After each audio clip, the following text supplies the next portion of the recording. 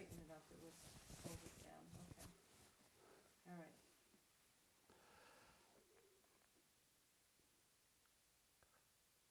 I'd like to say a few words about weather forecasting. Now, we've gotten incredibly technically advanced in terms of weather satellites. We've got satellites all over the place.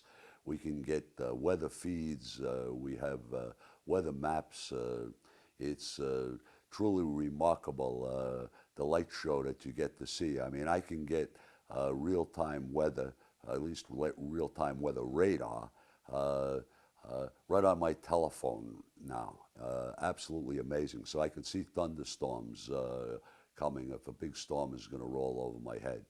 But for all the technology and all the advances and all the satellites, and including a Hubble telescope, the one thing that no one seems to be able to do is to tell me exactly what the weather's going to be tomorrow morning.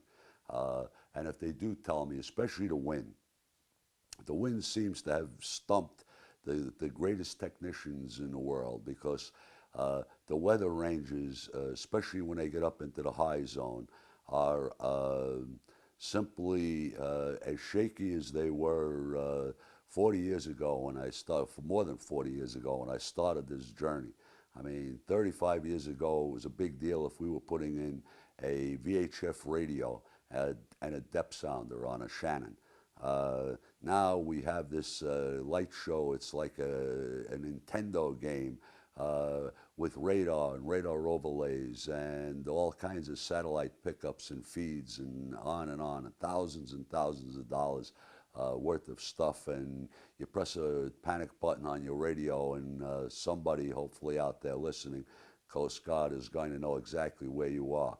But what they still are struggling with, and struggling with badly, is the wind forecast for tomorrow morning. Amazing. We were coming down last fall. I was coming down the Delaware River. We came out of the canal on the way back from the boat show on a Shannon 53 HBS. I brought up the weather, and now I go on the internet. I don't trust the just the NOAA forecast that comes over the radio. I actually went on the internet and checked AccuWeather and checked weather.com, blah blah blah, to see what was going on.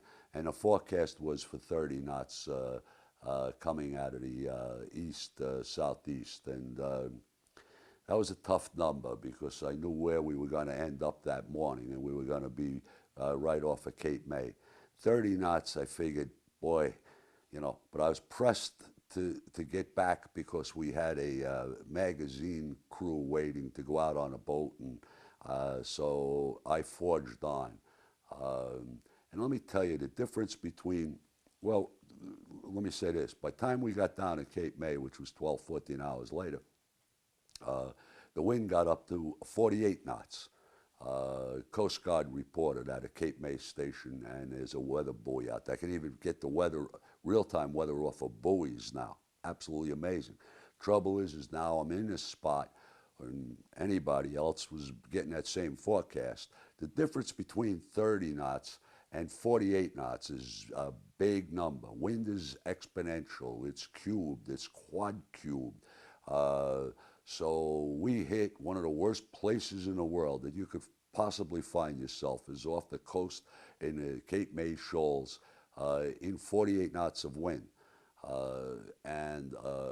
So the weather forecasting is still, there's a Ouija board factor to this thing that I don't like to dwell on that much. But so when the weather situation is, and you know you're going to be in a bad spot, and you're listening to the wind forecast, and I don't care if you're in a sailboat or powerboat, 2 weeks after we went through this maelstrom, and it was simply terrible. And I was in a 53-foot boat inside, in shirt sleeves. I actually had a coffee in my hand, and we were plowing through this mess. We had the sails up to steady the boat, and it was okay. It was not great, but it was okay.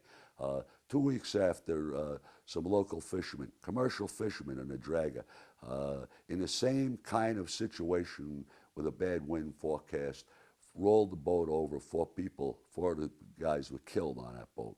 So for all us high-tech stuff that we have and all the light shows that go on and all of the money that is being spent. You spend all this money on a boat.